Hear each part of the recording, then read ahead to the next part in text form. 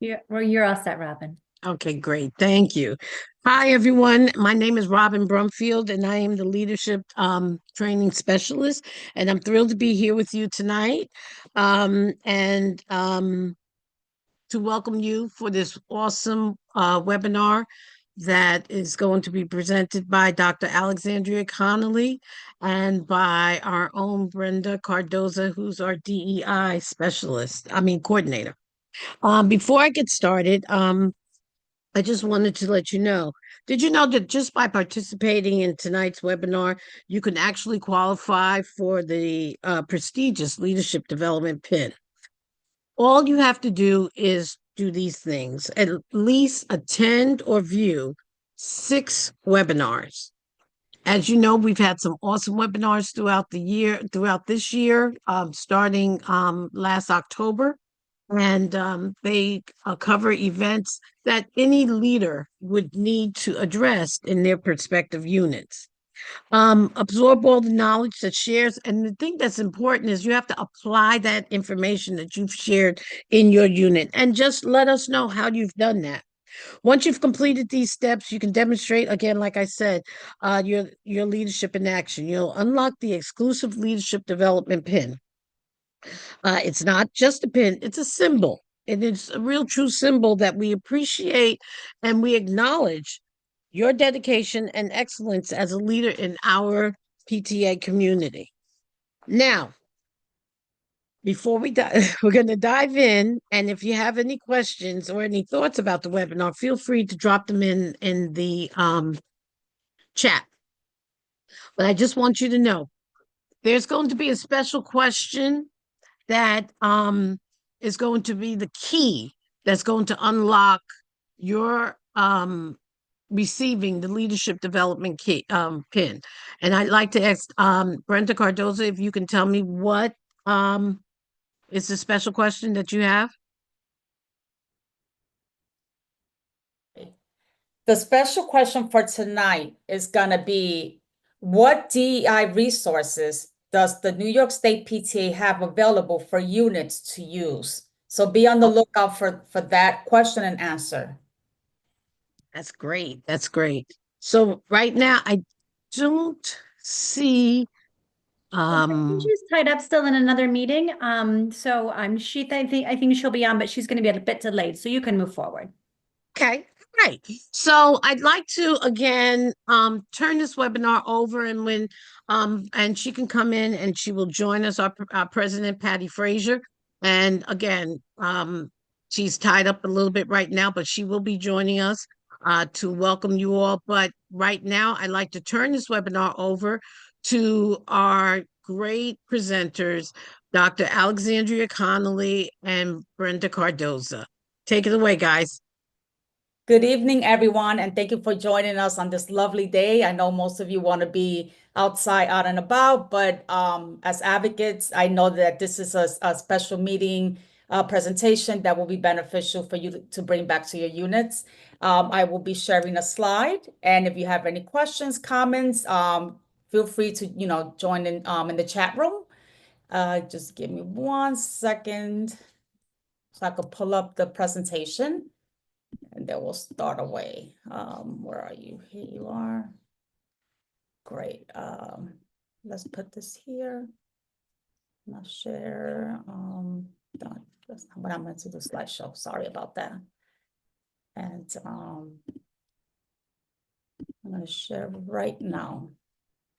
Okay, I just want to make sure, does everybody see the slide? Thumbs up. Good.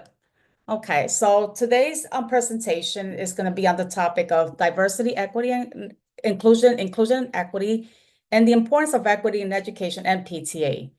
It'll be co-hosted and presented by myself, Brenda Cardoza. I am the New York State PTA Diversity Coordinator, and Dr. Alexandra Connolly. She is the CEO and founder of Culturally Responsive Environments and Discipline, also known as CREED. Before I start the presentation, given who we are as PTA advocates, I think it's important to start our presentation grounded. And by grounded, I mean understanding and learning and really living by our New York State PTA mission, which is PTA is a powerful voice for all children, a relevant resources for families and communities, and a strong advocate for the education and well-being of every children. I bolded powerful, relevant advocate because that's who we are, and we have to remember that our voice matter and the work we do is relevant. So when we do the work, as little as it may be, just know that it makes the biggest impact.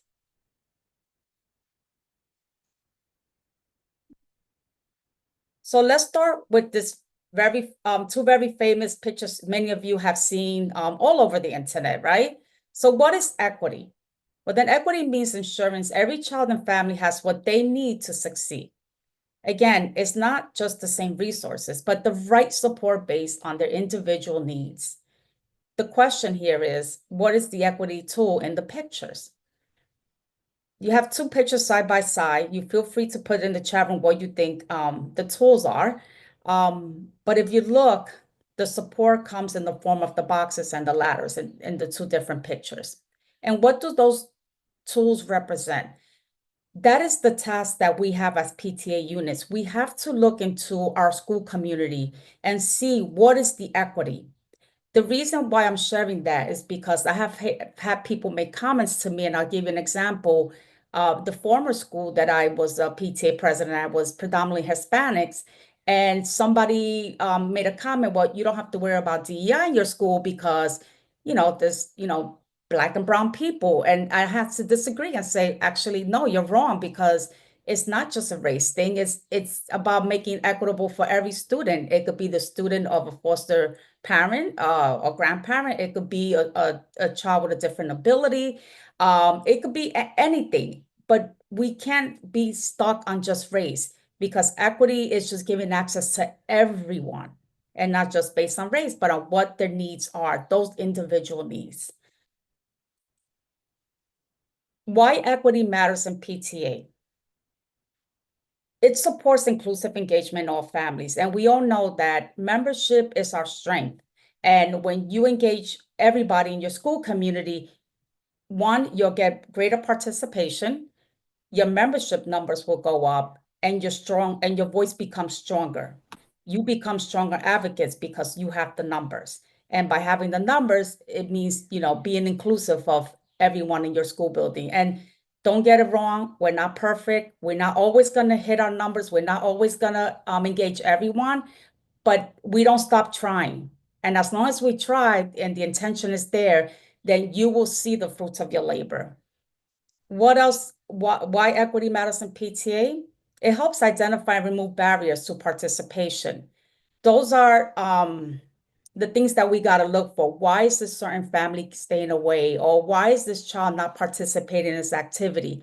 We have to kind of do a little digging, whether it's through the help of the principal, teacher, or maybe another parent in the school, to identify what are those barriers as to the families or students are not, coming to your events or participating in school events, right? And you always want to ensure that your PTA reflects the diversity of the school community. One of the greatest tools that we have is that NYSET has, if you go to New York State Education Department webpage, you can look at the demographics of your school and your school district, and that will help you kind of gauge an idea of what your school looks like from the outside versus from the inside, because sometimes we can't see the bigger picture. NYSET does offer you that kind of visual. So it's always good to kind of look in and, you know what, be a little nosy and snoop around. What is the school down the street from your area or your children's school looks like? So you could compare, have an idea. Maybe they're doing something that maybe you want to tap into that you could utilize in your own school community. What else it does? It promotes fair opportunities for leadership, advocacy, and student success. And I think fair opportunities is the key word here. You're giving opportunities to everyone and it's fair. Okay, so you don't ever want to be known as excluding people to include people. That's not what equity or DEI is. You don't exclude others to include others. It's including everyone and opening doors to everyone, but not leaving anyone out.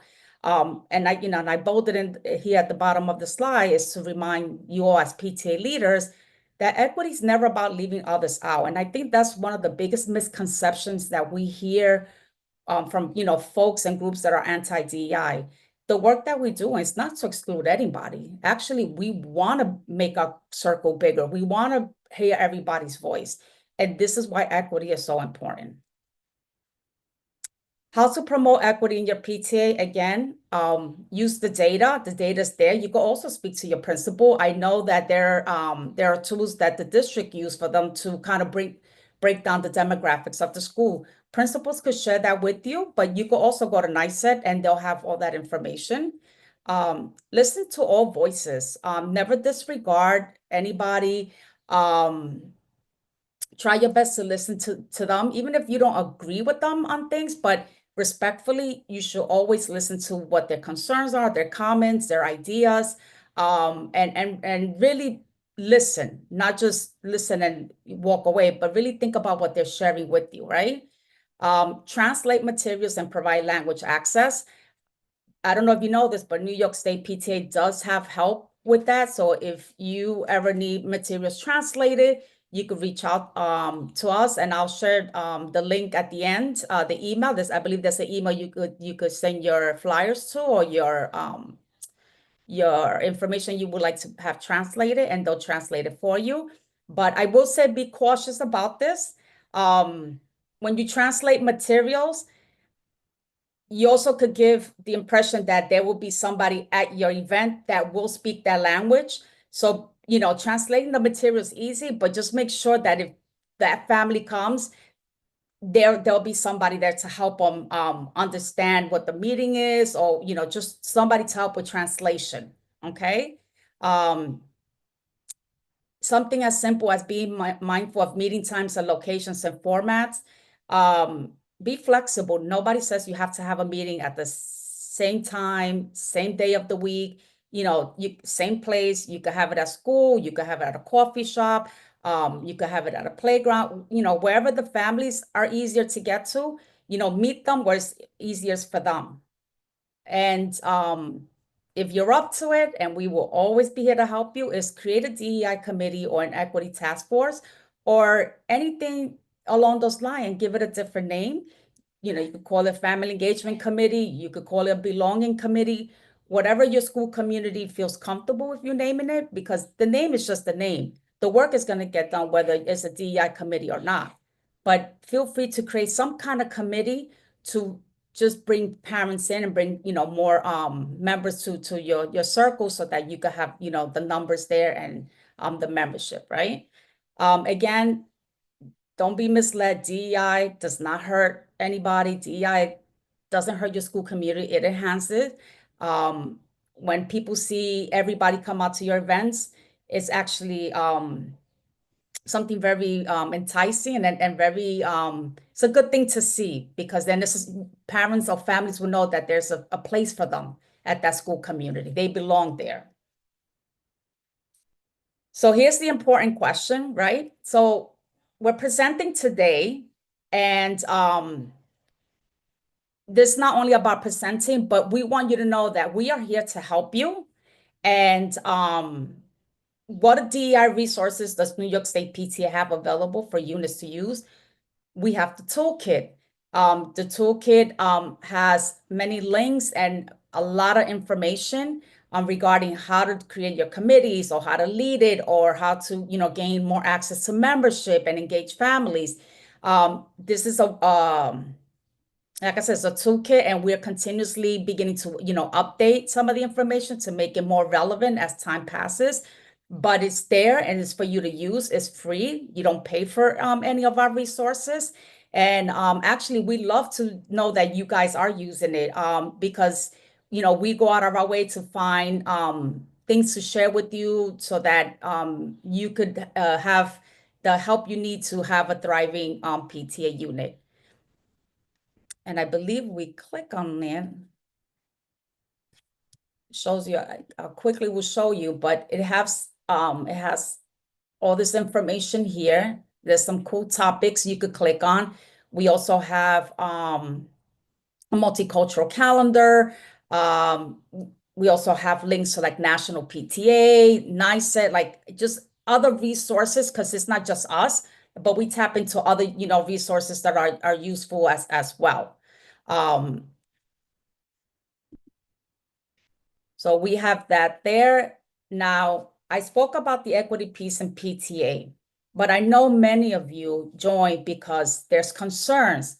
How do we move forward when laws and things are changing right around us? Every day we wake up and there's a new executive order. We don't want to cause any confusion or hysteria or anything. We want to stay grounded with the facts. And to provide those facts and provide information, I would like to bring in my co-host, Dr. Alexandra Connolly, who will talk about the executive orders and the dismantle DEA and the erasing of equity. What is next? Welcome, Dr. Connolly. Thank you so much. And thank you to the New York State PTA for having me. I think this is such an important topic. I am actually in Aruba right now. And during lunch, I was talking with a bunch of educators who also, I was talking about this presentation. So thank you for being here. Thank you for having me. Yes, next slide, please. So I need everybody just to take a minute and pull out a piece of paper and pull out a pencil or writing utensil. And I want you to write down 9 dots as you see it on the screen. It's okay. I was a special educator for a long time, so I understand wait time. But what I want you to do is take out a piece of paper and write on your piece of paper these 9 dots. You can use any writing utensil you like, and even some, if people want to use their phones or electronic devices, that's fine too. Now I'm going to repeat the instructions twice. You're going to connect all 9 dots using 4 straight lines without retracing or picking up your pen. I'll say it again. You're going to connect all 9 dots using 4 straight lines without retracing or picking up your pen. Are there any questions? Okay, I will give you 1 minute to complete this task. And go. I'm just watching my timer.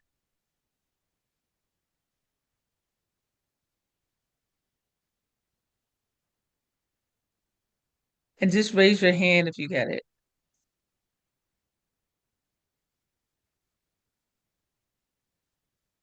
Thanks, Dennis. 35 seconds.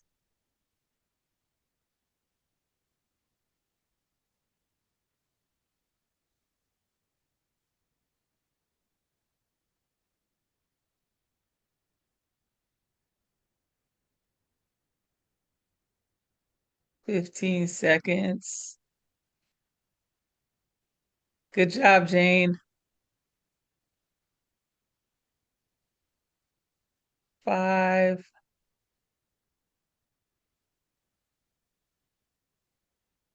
And time. Dennis or Jane, you don't have to, but do you? Oh, you have another one. Okay. Does anybody want to explain what they did? If you could just unmute yourself and they can't hear me. Oh, they can't talk. All right. So let me just show you the answer. Next slide, please. So so it should have looked, your image should have looked something like this. It might have been turned around or upside down, but it should have looked something like this. And many people don't get this because they see a box. And if you remember in my instructions, I said nothing about a box. What I said, I talked about lines and I talked about dots. But oftentimes we're conditioned to see a box. Now, if you did this with someone who was 3 or 4 years old, they would probably connect all the lines using all the colors of the crayons. However, they would not be limited by a box. So as I continue to present today, I want us to remember that this is out of the box thinking. What we're going to talk about tonight is not the traditional way of doing things. But I think we all agree in 2025, we have to do something different. Thank you so much. Next slide. Hold on. Yes, ma'am. I'm not sure what happened, but there's like a coloring thing here came up. Okay. Close. There we go. Thank you. So language matters. What we say matters. And we don't think it matters but especially when we're talking with children. I work with children every single day. They pick up everything. So if you say the slightest thing, they're going to pick it up. Now, here's the thing with about stereotype. Usually there's a kernel of truth, right? It's when we group together a common trait that one group has, and we say that all people have that trait, right? And it doesn't give room for individuality. So let me give you an example. If I said there's a stereotype about Black people liking fried chicken. So I am Black, I identify as Afro-Latino, and I like fried chicken. But if I asked everybody on the screen if they like fried chicken, if they were not Black, some of you would also say that you like fried chicken. Hence, making the stereotype not true, right? And ironically, there are Black people who do not like fried chicken. I have a friend who is Black, she's vegan. She doesn't like any chicken, right? However, when we make a stereotype about something, we take a group of people and we water them down into this one group instead of having them having individual traits. So, for example, I am a Black woman. I am American. I was born in America. My family is from Cuba. I identify as Afro-Latina, right? And my experience is going to be different from someone whose family was from DR or Puerto Rico or somewhere else, and maybe having lighter skin and straighter hair. But when we take everybody and put them in one group, we don't appreciate the value and diversity in everyone. So if I said to you, what is one stereotype that people usually have about people who live in or around New York City, you would say that they would say that we're rude. And the truth of the matter is there are people in New York City who are rude. But the truth of the matter is there's people who live in or around New York City who are also very kind.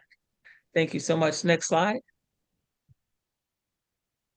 And so we're going to watch this video. We're going to have some questions afterwards, but I just want you to think about stereotype and how that fits into this narrative.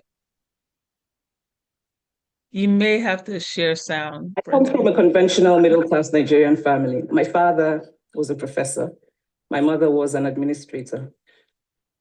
And so we had, as was the norm, living domestic help who would often come from nearby rural villages. So the year I turned 8, we got a new houseboy. His name was Fide. The only thing my mother told us about him was that his family was very poor. My mother sent yams and rice and old clothes to his family. And when I didn't finish my dinner, my mother would say, "Finish your food. Don't you know people like Fide's family have nothing?" So I felt enormous pity for Fide's family. Then one Saturday, we went to his village to visit. And his mother showed us a beautifully patterned basket made of dyed raffia that his brother had made. I was startled. It had not occurred to me that anybody in his family could actually make something. All I had heard about them was how poor they were, so that it had become impossible for me to see them as anything else but poor. Their poverty was my single story of them. Years later, I thought about this when I left Nigeria to go to university in the United States. I was 19. My American roommate was shocked by me. She asked where I had learned to speak English so well and was confused when I said that Nigeria happened to have English as its official language. She asked if she could listen to what she called my tribal music and was consequently very disappointed when I produced my tape of Mariah Carey. She assumed that I did not know how to use a stove. What struck me was this: she had felt sorry for me even before she saw me. Her default position toward me as an African was a kind of patronizing, well-meaning pity. My roommate had a single story of Africa, a single story of catastrophe. In this single story, there was no possibility of Africans being similar to her in any way, no possibility of feelings more complex than pity, no possibility of a connection as human equals. So that is how to create a single story. Show a people as one thing, as only one thing, over and over again, and that is what they become. It is impossible to talk about the single story without talking about power. There is a word, an Igbo word, that I think about whenever I think about the power structures of the world, and it is nkale. It's a noun that loosely translates to be greater than another. Like our economic and political worlds, stories too are defined by the principle of Nkale. How they are told, who tells them, when they are told, how many stories are told, are really dependent on power. Power is the ability not just to tell the story of another person, but to make it the definitive story of that person. The Palestinian poet Mourid Barghouti writes that if you want to dispossess a people, the simplest way to do it is to tell their story and to start with secondly. Start the story with the arrows of the Native Americans and not with the arrival of the British, and you have an entirely different story. Start the story with the failure of the African state and not with the colonial creation of the African state, and you have an entirely different story. Next slide, please. I come from a So just think, I just want you to think about some of these questions, right? Think about a time that someone created a single story about you, right? And then how did that make you feel? And how did you behave? And I don't necessarily mean acting out. Did you act in? Did you not take that job? Or did you not take a risk? Or did you not step out to do something great because you felt like you weren't good enough? Were there emotional scars attached to it? And then think about a time that you may have created a single story about someone. Where did you get your data from? Brenda and Rob will tell you I'm huge on data, right? And then think about the danger of creating that story. I think about some of the people whom I love most in my life, and I never have a single story about them. They are all have wonderful gifts and abilities and diverse talents. And I see them in that way and not just as one thing. Next slide. So this is just a little thing that I do when I meet with groups.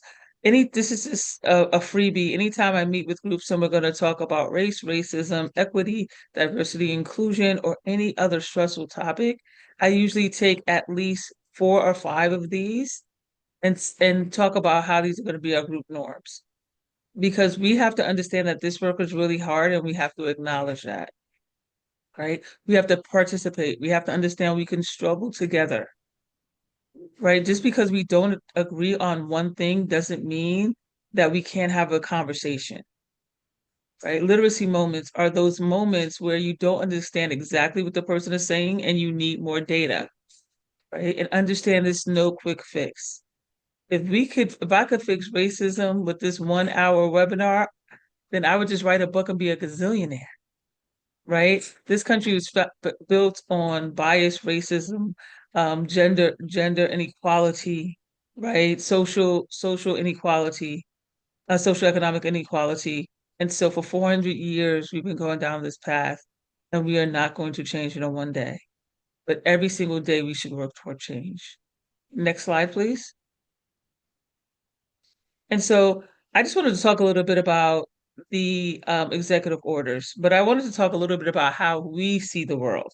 Because oftentimes I see people who have one stance or the other, and they just argue and nothing gets resolved, right? And so as you know, we talked about stereotypes, we talked about thinking out the box, and I want you to be able to have an outlook on these executive orders and how we move forward. So according to the American Bar Association, an executive order is a directive from the President of the United States that manages operations of the federal government. And so executive order is not like a king writing a law, right? Like there are countries that have kings and czars and dictators, and they create all the laws. That's not what that is. It's the president, the governor, or the mayor of a city who says, this is what I want pertaining to their body of legislation. So the governor cannot write an executive order that affects the federal government. The federal government cannot write an executive order that affects the state government. That's why in America, we have 3 branches of government. You remember that song? I am a bill, I am only a bill, and I'm sitting on Capitol Hill. Well, I walk to committee, right? So that's how laws are made, right? And so legislation makes laws. The executive orders are policies put in place. And that's why when a new executive comes in, they could just wipe away all of the executive orders of the previous president because they are not laws. You can't do that to laws. You have to vote laws in and vote laws out. So first thing I want to tell people that executive order is not established law. It may be law one day, but it's not the law of the land today. It has to go through a legislative process to become law. That's on a local, state, and federal level. The federal government also, remember, the power is only given to the president around things that are related to the federal government, right? The executive branch of the federal government, to be specific. The president can't, Congress has the power of the purse. So the president can't say, we are not going to pay congressmen today. That's not going to happen, right? We're not going to pay the Supreme Court judges, right? Only things that pertain to his branch. Also, let's remember who runs school districts. According to our Constitution of the United States, schools are run by your local administration and your local elected officials and your state elected officials, right? So the executive orders do not develop curriculum. So the things that our children are being taught in the school are done on a local level, right?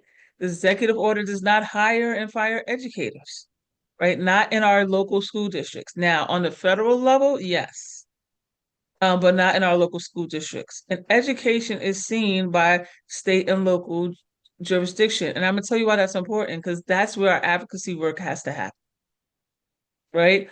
I'm sure people here are very popular and very famous, but I'm not sure if anybody's going to be able to get to the White House and speak to Donald Trump about educational policy, right? But what we can do is we can call our local officials, we can go to school board meetings, we can speak to our local our superintendents, our assembly people, and our state senators. Next slide, please. I want everybody to just think about some of the executive orders that are being passed, and before we panic, say, does this even make sense? Right? Is this enforceable? Are teachers now allowed going to be able to hit my kids if I hit my kids, the teacher's going to call CPS on me? Is that enforceable in the school? Right? And we have the benefit of living in New York State, where our state commissioner, New York State Education Commissioner, is Betty Rosa, and very committed to DEI work. And so New York was the first state to refuse the federal ban. And the federal ban says, if you do not sign this in 24 hours, we're not releasing any dollars to your state. Well, the commissioner and Lester Young, who's the New York State Chancellor, did not sign it. Within 24 hours, 10 states followed, Missouri being the second state, believe it or not. Within a week, 40 states followed and said, no, we're not going to do that. And what happened was, because of organizing, that threat went away. I'm sorry, I'm just trying to read the chat. Okay, so this commissioner and this chancellor are so committed to equity. And let me define equity. Equity is giving people what they need to be successful. So, for example, Robin will not mind me saying this. I was a high school, college basketball player. I love basketball. If Robin and I went to a basketball camp, and they put me on a layup line, that would not be equity, because that's not what I need. What I need is to be able to run drills, work on my 3 points, work on my defense. Robin, however, may need the layup line because she was not a basketball player in high school and college. And so equity is just giving people what they need to be successful, right? It's not just giving one group a whole, everything, and another group nothing. I am an avid reader. I'm on vacation. I bought 3 books. I already finished one. I just got here today, right? And so I do not need help reading a book. It's pure joy to me. However, somebody else may need help. And so how do we make sure that person, even adults, if I went around and said, how many books that people read this year, I think the numbers would vary, right? And so that's what equity is. And so in the interest of equity, giving students what they need to be successful, this commissioner's chancellor they're revising the graduation measures. Because in New York State, New York State is only one of 10 states that you have to have an exit exam for. And what was happening is so many of our students were getting all of their credits, were going to be successful as adults, but couldn't pass the Regents exam. And so now we're finding different pathways for students. This was not about Black and Brown students. This was about special education students. The federal government has warned New York State for years and has finally said your special ed alternately assessed population is almost 3%. It should only be 1%. But what happens is we alternatively assess students because they can't pass the Regents. Although there's a pathway for them to successfully graduate and be successful members of society, because that's what a high school diploma means. You can be a successful member of society. Go to college, go to military. I did both. You can do neither. You can go back into the workforce, whatever you want to do with that piece of paper. Take a civil service exam. The problem is if you don't have that piece of paper, you're limited. And so people think this is about Brown and Black students, but this was really about special ed students and the equity that we need to give our special ed students. I have a student, he's in special ed. This kid is brilliant. He can build anything. He's going to be an amazing carpenter one day. I'm going to hire him. I'm going to pay him more an hour than I get paid, right? But unfortunately, if we don't make this change, he will not have a high school diploma. He may not be able to get into that secondary trade school. This commissioner has worked with the New York State Attorney General to protect students against LGBTQ students of LGBT who identify as LGBTQ more than any other state ed commissioner in the 50 states. And so this is not just about race, it's about all of us supporting all of us. Here's the truth of the matter. The U.S. Department of Education was developed because states did not have equal standing for all schools. In the 1960s, Bobby Scott, who is the House Representative ranking member for the Democrats of Education, really organized a group in Chesapeake, Virginia, because what happened was after DSEG, they closed all of the public schools. Tax dollars went to fund private schools where only white students were allowed. So for 4 years in Chesapeake, Virginia, Black students had no formal education. And this is why the U.S. Department of Education was developed. They really have two purposes: manage student loans and anti-discrimination policies. Next slide, please. And so you can look this up for yourself, but here are some of the titles that come under New York State Ed. And I won't go over everything because some don't really pertain to us. 1, low-income districts, ensuring that impoverished districts have the funding to, one, pay teachers, but also to give additional resources, after school programs, before school programs, breakfast. We know breakfast is the most important part of the meal of the day, lunch, because children can't learn if they're not hungry, and other supports to impoverished communities. Title II is professional development for teachers. Guys, this one's a no-brainer. We want our teachers to have professional development. It's what makes them strong. I am a lifelong learner. I teach my students to be lifelong learners. I teach my teachers and my principals to be lifelong learners. If they're not learning something new every single day, then they're not growing. And here's the truth of the matter. Education is the third oldest system in this country. This country is almost more than 400 years old. The third oldest system: families, churches, and education. And honestly, in the last 120 years, we have not evolved our educational system. And our educational system was built on this notion of the factory model, that we would produce people who would work in factories. And though we have smart boards and iPads, we have not developed the way we're thinking, because teachers who worked in one classroom schoolhouses are still in that one classroom siloed by themselves in a school full of other classrooms. Principals are still siloed. And if we don't give professional development opportunities, we don't give the chance for them to learn, nor to learn from each other. Title III helps English language learners. Now, most people go, oh, those are Spanish speakers. Just so we're aware, there are people from all over the world that come to America that don't speak English.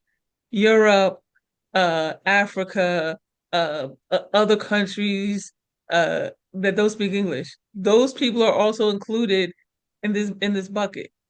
Title IV is really talking about technology, student health and safety. And I'll be honest, teachers who started their career not using technology tend to not use technology. And so we need to put programs in place because 80% of the jobs for your kindergarten student that are going to be accessible when they're an adults have not even been created yet. It's going to be access through technology. It talks about student health and student safety. And there's some other titles that really talk about higher education, that talk about other things, but I want to get to these two are, I think, most pertaining to this. Title VI really is about the 1964 Civil Rights Act, meaning that no one discriminates on you based on your race or nation of origin. Now, this is important because when every group came to this country, they were discriminated against. Whether you were enslaved and brought to this country in shackles like my people, or you voluntarily migrated to this country or immigrated to this country. There are two books that if you ever have the time to read it, it's interesting reading. Before the Irish were white and before the Italians were white. The Italians became white because in Louisiana, 12 Italians were hung because they were getting dark in the sun, looking like light-skinned Black people. And so they had to determine, just to save lives, that they were white. We've all been discriminated against. Nobody's above this. We just have to remember that we're also all human. Now, Title IX is interesting. It's discrimination against gender. Now, this is, for me, I think, so pivotal and key because in our schools today, our girls still do not think, not that they can't, they don't think they're good at math and science. Jake Tapper's daughter wrote a book, and in her book, she talked about how somebody would ask a question in a math and science class, and she would not raise her hand, although she probably knew the question 90% of the time, but she realized that her male counterparts would raise their hand and be strong and wrong. Right? Somebody say, what's H2O? And a guy would raise his hand and be like, nitrate. They'd be like, wrong. And then he'd raise his hand again and he'd be like, hydrogen. And be like, wrong. He'd raise his hand again and he'd be wrong again. And she all the time sitting there know that H2O was water, but not raise her hand. That comes from socialization. We do that to our babies. We tell them that they're not good. Next slide, please. And so I see that you don't believe me. That's fine. I'm going to actually get a pen and paper again, or your phone, or if you don't want to use anything, that's fine. Let's take a trip, right? Because I think that you don't believe me about this idea of being socialized. I need you to pick a number between 1 to 5. All right? When you have that number, I need you to multiply that number by 9. If your number is 2 digits, add them together. If it's 1 digit, leave it alone. So you're going to pick a number between 1 and 5. You're going to multiply it by 9. If your number is 2 digits, you're going to add them together. If it's just 1, you're going to leave it alone. You're going to take that number and subtract it by 5. You're going to convert that number to a letter using this formula. 1 equals A, 2 equals B, 3 equals C, 4 equals D. So once you've converted the letter using this formula, 1 equals A, 2 equals B, 3 equals C, 4 equals D. You're going to pick a country, not a city, a country. Denver is not a country. You're going to pick a country using that letter. Once you have your country, you're going to take the last letter of that country, excuse me, and use it for an animal that begins with that letter. So you have your country, take the last letter of the country, and have an animal that begins with that letter. Great. Once you have your animal, you're going to take the last letter of the animal and you're going to pick a color that begins with that letter. Okay, we ready? Next slide, please. Did anybody pick Denmark, kangaroos, or oranges? Dominican Republic, cat. You could also pick cow or teal. Oh, thanks, Aaron. Thank you. Yeah, a few people probably. Yeah, there we go. Now, here's the truth of the matter. I'm a mind reader, especially when it comes to Zoom. I'll be playing in New York. I'll be playing in LA, Chicago. That's not true. Here's the truth of the matter. We're socialized to think this way. Now, are there other countries that begin with D? Yeah, Democratic Republic of Congo, Democratic Republic of Korea. We often say North Korea, Djibouti, which is my favorite D country, and Dominica, right? But we're socialized to really think of these two countries. And when I do this all over the United States. Usually in the northeast part of the United States, we say Dominican Republic.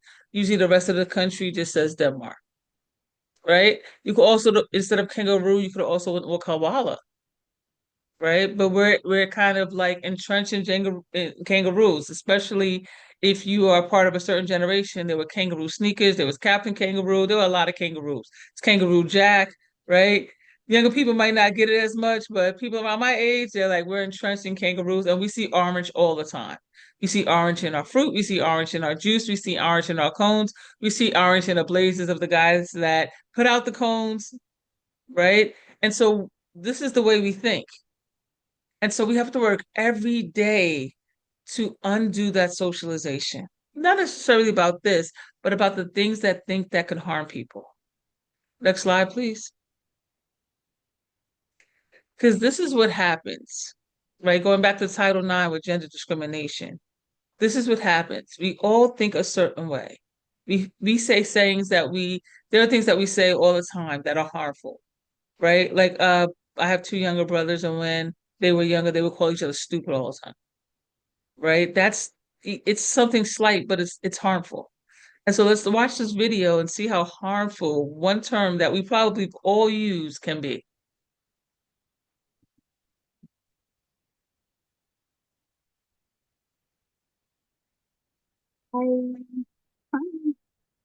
Okay, so I'm gonna just give you some actions to do and just do the first thing that comes to mind. Show me what it looks like to run like a girl.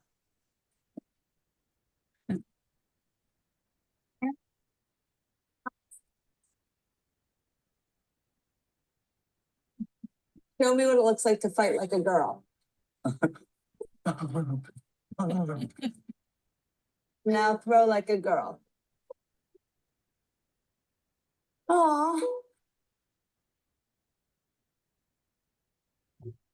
My name is Dakota and I'm 10 years old. Show me what it looks like to run like a girl.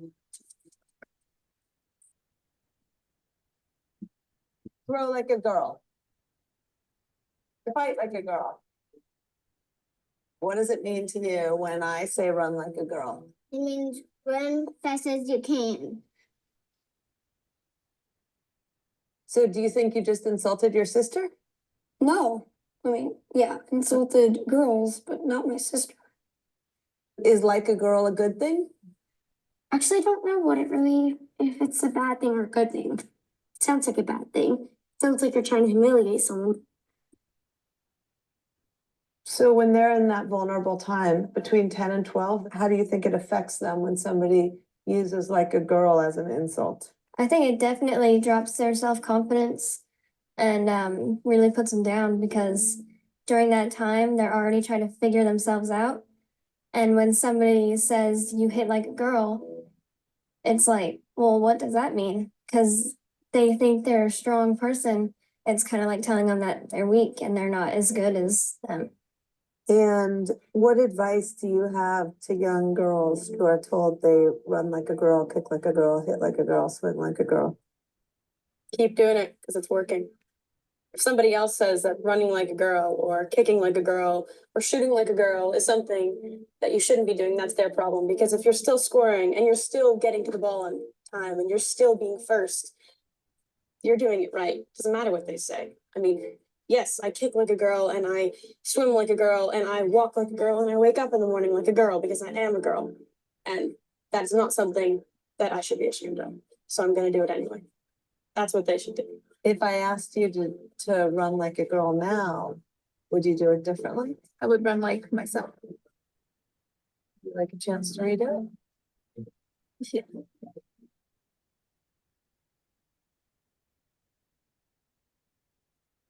It's so important, right? Why I can't just roll? I just want to, oh, we can go to the next slide if that's helpful. I think that might be it. So I just want to say a few things. Serena Williams, Venus Williams, Sha'Carri Richardson, Simone Biles, Lisa Leslie, Caitlin Clark, all run like girls, right? And if someone would have told them that they ran like that, they would be wrong. Have you seen Sha'Carri Richardson? Go back and watch the 2024 Olympics, right? But oftentimes we'll say somebody runs like a girl as a bad thing, like they're not strong. And the problem with that is we then don't fight for gender equality because we think that girls are mediocre. I'm gonna say this again. Serena, Venus, Sha'Carri, Caitlin Clark, Lisa Leslie, all run like girls. Amazing athletes. And if they would have believed that they would have believed what people told them how girls run. Now, here's the crazy part. There were young adult females in that video who were girls at one time who still bought into the stereotype. And the problem with that is when we see something like that, when we believe that lie, we don't fight hard for the things that are true. So we don't fight hard for Title IX. We don't fight hard for gender equality because, well, they're just girls, right? We fought in college for a long time because the boys' team was called men's basketball and we were called girls' basketball. We're the same age. We're either women's basketball or they're boys' basketball. That was up. There are dissertation papers written on that today, which is insane to me. And so I'm sure at this point you're asking, I'm so excited, Dr. Connolly. I am fired up and ready to go. What can I do? First thing you want to do is stay connected to your local and federal government. You want to know what's going on, right? I know we might not want to watch the news. I say this to people all the time. Do not. I'm glad we're on Zoom in a safe space. What you should actually watch a news channel that you don't typically watch, not because you agree with them, because it gives you a different perspective. It has you tap into the thinking of the people that watch that news channel. So when you have a conversation with them, you can have an educated conversation, right? Organize. I tell people all the time, organize. If the entire New York State PTA came together and said, this is our stance on any one item, there would be nothing to say. When people, I always tell my students, whatever school just come working in, if you want something done, show up to a board of ed meeting. You won't even have to say anything.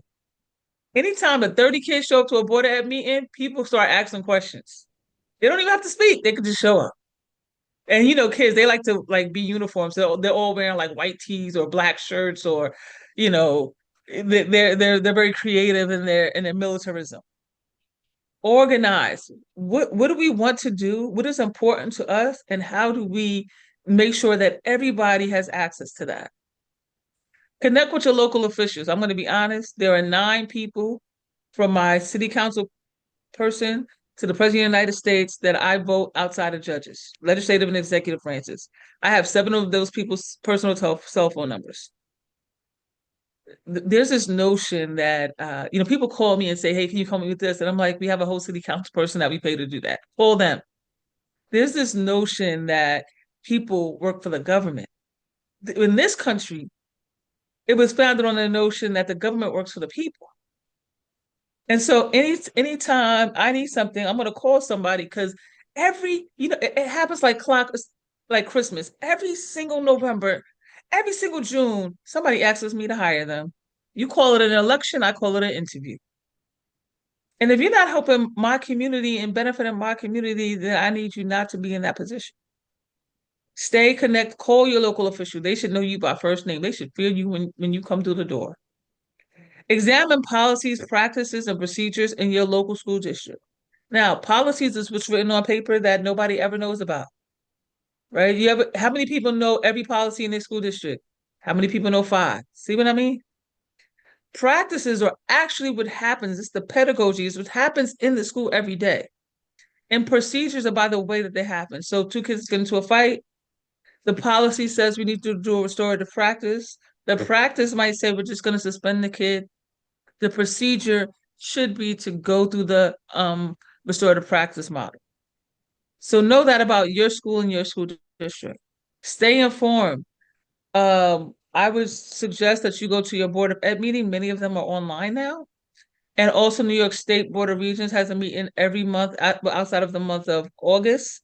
That is also online. You can go to the Board of Regents website. So on the state level, you could really see what the policymakers are doing and what's happening in other districts. All of you join the PTA. We're so happy to have you. But get a friend to join. Get 2 friends to join. I'm a proud member of Alpha Kappa Alpha Sorority Incorporated, and we had strolls to the poll. Bring 4 or more in 2024. Go out, get 4 friends, and bring them out to vote.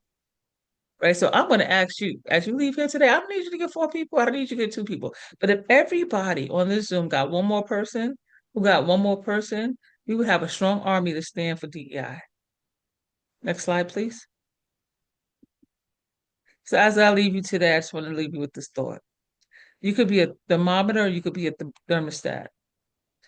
The thermometer tells you the temperature in any given space, but a thermostat is an agent of change. Thank you so much for the opportunity to serve.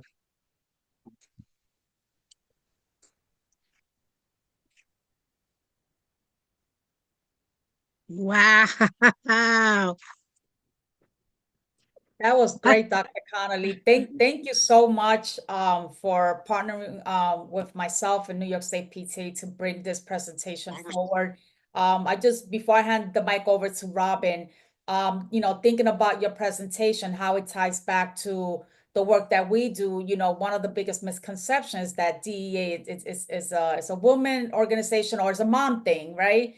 I come to find from my experience as a Yonkers leader that 2 of my best PTA presidents are men.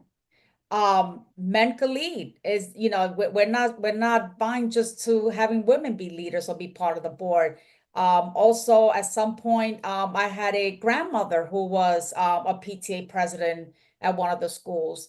Again, tying it back to what you're saying is, we can't let the stereotypes guide us, because what happens is that's when we start excluding people. And that's when we're limiting our membership and limiting all the potential that we have for being creative and really being these big advocates for our children. So, again, I felt your presentation was well put together, and I know that I grabbed some tools out of there to help me lead the organizations that I'm leading today. So thank you again for joining me on this venture, and I will give the mic over now to Robin. Thank you, thank you, thank you so much, Dr. Connolly. I always enjoy your insights and just bringing the information forward. And Brenda Cardoza, thank you so much. Again, connecting the PTA, the DEI, and the resources. But before we go on, and I just want to let everyone know, if you have any questions about anything that was presented, you feel free to put them in the chat, and Dr. Connolly and or Brenda will address them. But before we start doing anything, I'd like to turn this over to our New York State PTA President, Patty Frazier. Go ahead, Patty. Thank you so much, Robin. I appreciate it. I had to listen to the first part in the car on my way home from the airport, but I'm here now, and I'm so happy that I was able to watch and listen. It's been a while since I've seen you, Dr. Connolly, so thank you for joining us. Always something to share that is great takeaway. I hope somebody from our membership team is on because I talk about the membership as the thermometer. But I love the idea of being able to say to the units, get the thermometer going, get your people, but then get your thermostat going.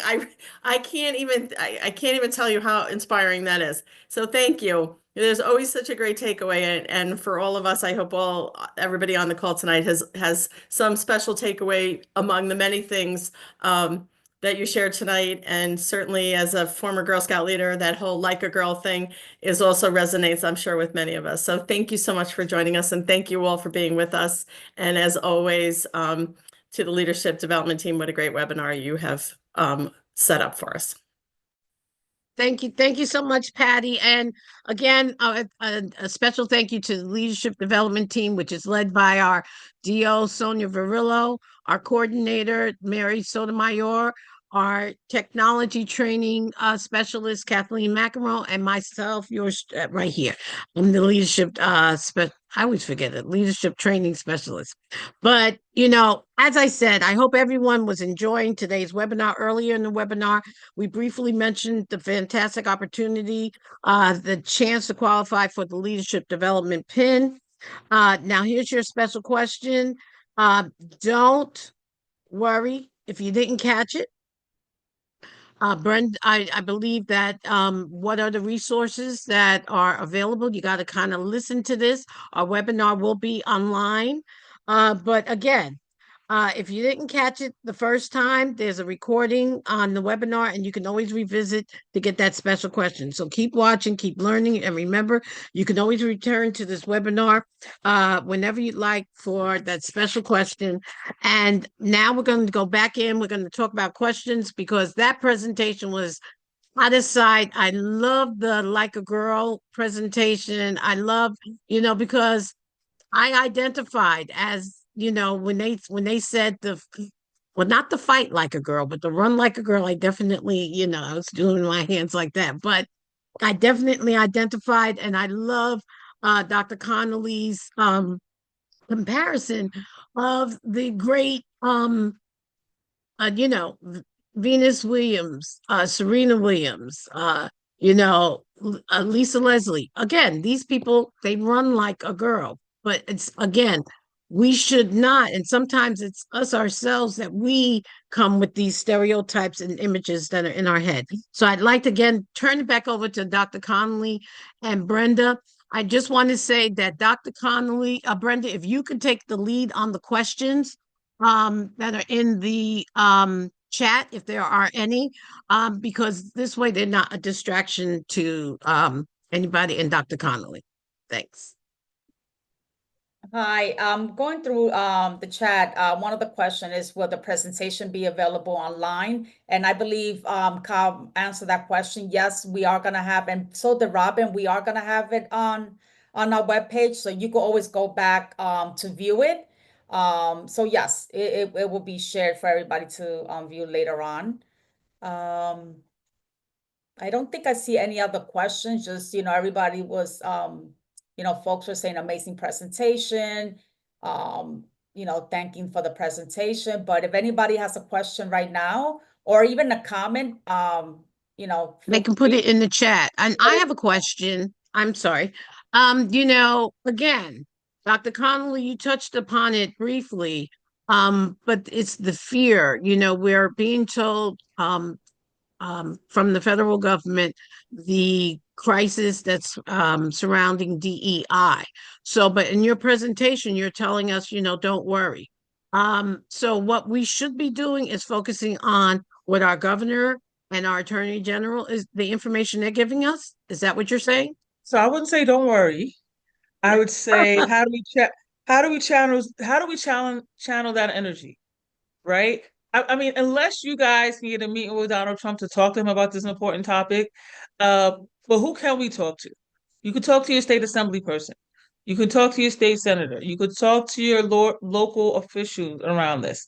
They are getting a lot of information around the state. And I'm going to be honest, I said, I was talking to a state senator not that long ago about something that she believed in, right? And I said, I think you should move on this.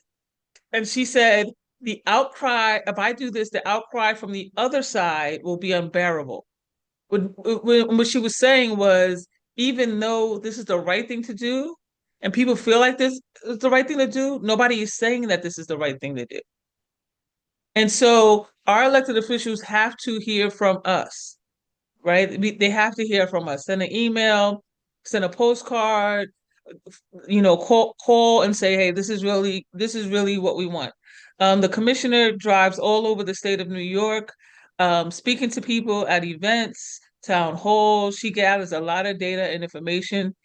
And this is why she's on the path that it was really like Long Island, that who came to her and said, our students are not graduating, right? And they're capable and they're willing and they're hardworking. And because of this one thing, they're not graduating. So she, went back and asked the rest of the state how they felt about that. And people very much were like, yes, we agree with this. And so, we can't control the things that we can't control, but what we can control are the people who are going to ask us, some of them this June, in a couple of months, and in November, to give them a job. And I'll be more than willing to give them that job if they're more than willing to support our students and our families. And I wanted to ask something to Robin's question. I want everybody to kind of think about this. If you're told today that DEI has to end, and we absolutely have to end the work of DEI, are you really going to end the work of DEI? And the reason why I'm posing that question to you is because for many of us, especially in PTA, we've been doing this the whole time. We just didn't have box in a pretty box and put out there for display. We have been working hard to bring more families in, advocate for all students, and really do the work. So I say that to say that whatever the future holds for the whole DEI concept, I really believe because I know many of you personally, the work is not going to end. We're just going to get creative and give it a different name if there needs to be a name. But we're still going to continue the work, because I certainly would not say to a person, oh, you cannot be part of this group because you're not this or that.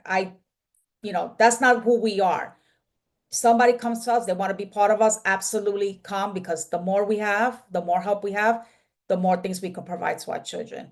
So I'm just sharing that because I don't want people to get freaked out. I know there's a lot going on in the news and the media. It's good to listen, it's good to know and to stay aware. But I really believe that it's not going to change who we are as an organization. If anything, I think we're going to get stronger and work harder to continue doing the work that we've always done for 128 years. Thank you. And, one of the things that Dr. Connolly had shared and stated and was become more involved in PTA. And I just want to add on to that is really understand and listen and follow the New York State PTA and their leadership. Because when I tell you they are on the pulse, they are on the pulse. There's not a day that doesn't go by that we don't receive an email from our executive director, Kyle, or from Patty, letting us know what is happening when it pertains to education matters, educational issues within the state of New York and the federal government. So stay focused with the PTA, the New York State PTA, stay focused with your own PTAs, but listen and pay attention. I think it's very important that we pay attention. Robin, I think there's a question there from Rob Rios on Dr. Okay, go ahead, ask it. If some of these initiatives continue to be followed through, how many years can it set us back? Any stats from what we've learned historically? That is a great question. I'm going to answer it twofold. So Bettina Love, if you don't know who Bettina Love is, Google her. She's incredible. She's actually from Rochester, New York. I played AAU basketball with her. And she has this book called We've Learned to Do More Than Survive, We've Learned to Thrive. I'm not sure if I got the title correct, but you could figure that out. I was just feeling like beat down, right? 2020, George Floyd, New York State says we have to change our schools' mascots. I'm getting yelled at because something Betty did. I just felt beat down, right? So I call my tribe. I call a couple of people. I call Eddie Fergus. I call Chris Emden, and they all kind of spoke life into me. But what Bettina said, I will never forget. She said, "Doc," Dr. Bettina Love calls me Doc, but okay. She says, "Doc, you got to understand the work that we're doing today is for the next seven. Is for 7 generations. We won't even see the fruit of our labor." Don't think that you're going to turn, and this is why I say there's no quick, don't think that you're going to present today and change the world. She said, but 7 generations from now will benefit from the work that we're doing today. She said, so let me put this in perspective. 7 generations before us put in the work so we could stand here and do the work now.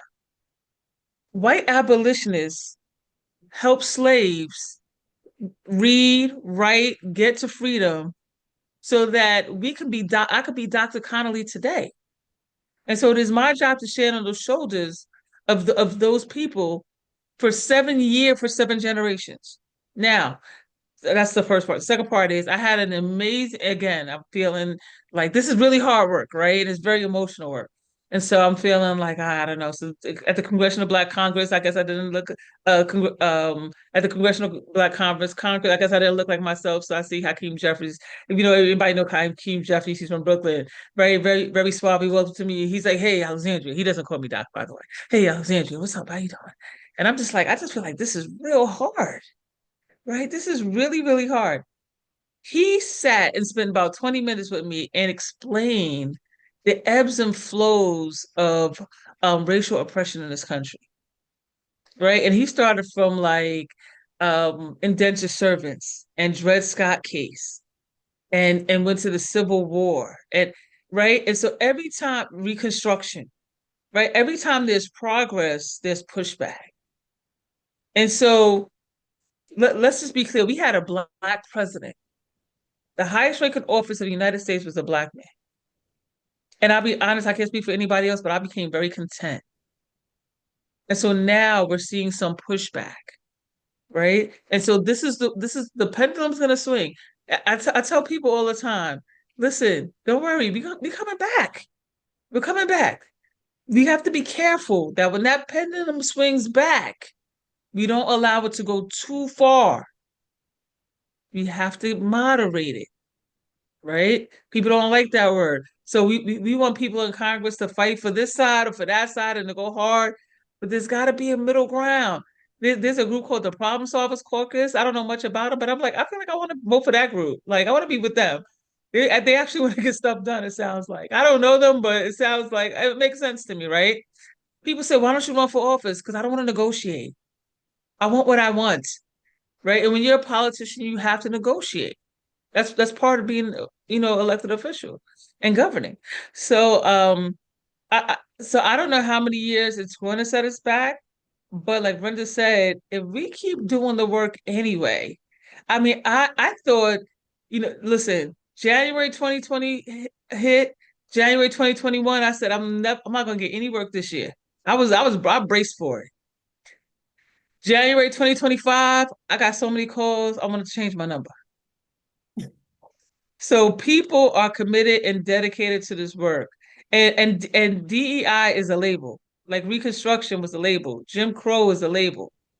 Right? If you went up to somebody and said, what is DEI? They would be like, diversity, equity, inclusion, right? But what does it mean? Here's the truth, here's some stats.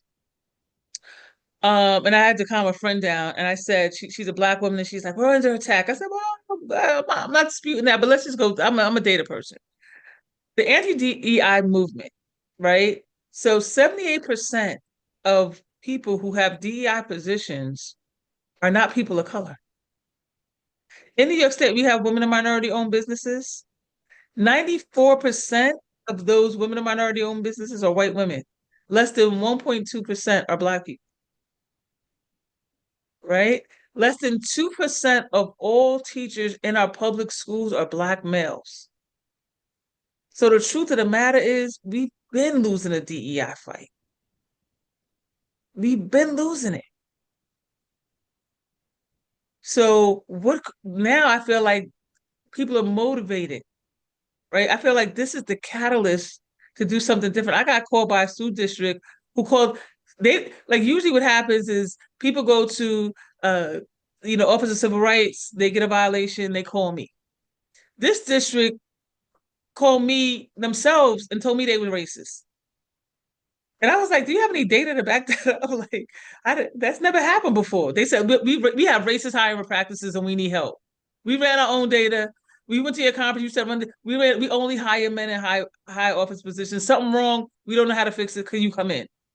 I said, yeah, I can. It's like usually I said, I had to call my civil rights guy. I was like, can I take this without you guys? I had to call, right? And so it's just important to understand, like what Brenda said, listen, change the name. It took them 4 years. It took them 4 years to catch up to DEI and realize that CRT is a theoretical rationale not taught in elementary schools and high schools. It'll take them about 4 more years if we just change the name. Call it belonging. It'll take them 4 years to catch up. Well, thank you. Thank you so much, for answering that, Dr. Connolly. And we just like to again thank Dr. Alexandria Connolly and Brenda Cardoza for this great workshop.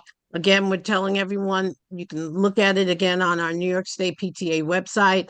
You'll see this webinar along with the others. You hit it right out the park, and you gave us a lot of information that we will keep and hopefully implement and continue to implement, because as Brenda said, we'll continue to do the job. And I just want to thank everyone and wish you all a good night. If there's no other questions, no, they're not. But I just want to thank you all. And thank you, Dr. Connolly, for tapping in from Aruba. I don't know if I would be that dedicated, but thank you so much for taking the time from Aruba for tapping in. Thank you. Thank And you, good night. everyone. Thank Good you. night, Thank you everybody. so much. Very great. Amazing.